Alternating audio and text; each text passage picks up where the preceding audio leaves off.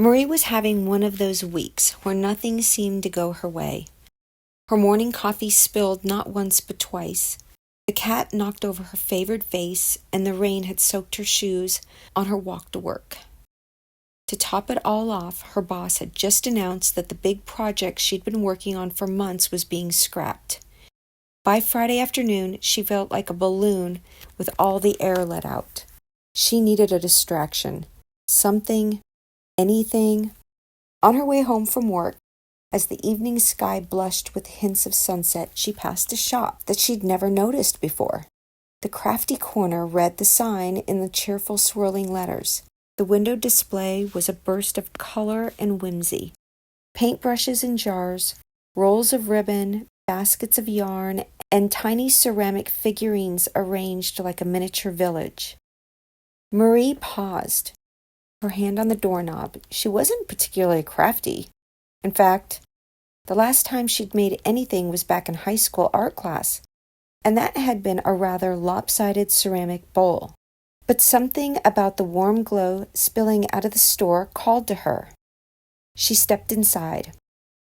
The first thing that hit her was the smell, a mixture of paper, wood, and something fairly floral. The second was a gentle hum of activity. A group of people sat at the long table near the back, chatting and laughing as they painted small canvases. Shelves stretched high on either side, crammed with every imaginable crafting supply. Marie wandered through the aisles, her fingers brushing over skeins of soft yarn and tiny bottles of glitter. She turned a corner and found herself staring at a wall of paint-by-number kits. They ranged from simple designs of flowers and animals to sprawling landscapes and intricate cityscapes. One caught her eye. It was a scene of a cozy little cabin, nestled in a snowy forest, a plume of smoke curling from the chimney. The detail was stunning, and something about the image felt comforting. Without thinking, she picked it up.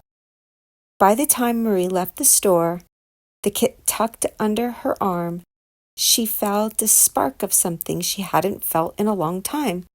Hope, maybe? That weekend, she spread out the kit on her kitchen table. The canvas was printed with hundreds of tiny numbered sections, and the box contained a rainbow of small paint pots and brushes. She put on some music and got to work. At first, it was slow going. Her hand was unsteady, and she kept accidentally painting outside the lines. But as the hours passed, she found herself getting lost in the process. There was something meditative about it. The careful dipping of the brush in the paint, the way each stroke brought the picture to life. By Sunday evening, she'd finished about a quarter of the painting. She stepped back and admired her work. It wasn't perfect, but it was hers. As the days turned into weeks, painting became her escape. After work, she'd light a candle, turn on some calming music, and sit down with her canvas. The cabin in the snowy woods slowly took shape, and with each completed section, Marie felt a little more like herself. Her co-workers noticed the change. She smiled more. She laughed at their jokes, the little things that had once sent her spiraling, like spilling coffee or rainy days, didn't seem to bother her much. One evening, Marie was finishing the last section of her painting when the phone buzzed. It was her best friend, Claire. "Hey, want to come to a craft workshop with me tomorrow?" Claire asked. "It's at this cute little store called the Crafty Corner. I thought of you since you've been on your painting kick lately." Marie hesitated for a moment, then smiled. "Sure, why not?" The next morning, Claire and Marie arrived at the Crafty Corner. The store looked even more magical than Marie remembered, twinkling with fairy lights that buzzed with energy. The workshop was a mixed media class, and Marie was excited to try something new. As they worked, Marie found herself chatting with the other participants. One woman shared how crafting had helped her through a tough divorce. Another talked about how she and her granddaughter made jewelry together every weekend. The stories were as colorful and varied as the supplies they were using. When the class ended, Marie and Claire lingered, browsing the shelves. Marie's eyes fell on a new paint-by-number kit, a vibrant garden scene bursting with flowers. Her heart did a little flip.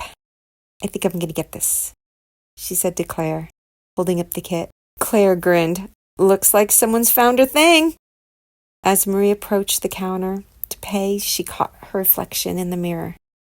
She almost didn't recognize herself. There was a lightness to her expression, a spark in her eyes. When she stepped out of the store, her bag filled with supplies, her heart filled with joy, she realized that she wasn't just happy. She was very happy. The kind of happy that made her feel like anything's possible. Marie looked back at the crafty corner, its windows glowing warmly against the night, and smiled.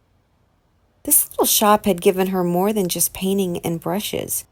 It had given her a piece of herself she hadn't known was missing, and she couldn't wait to see what she'd create next.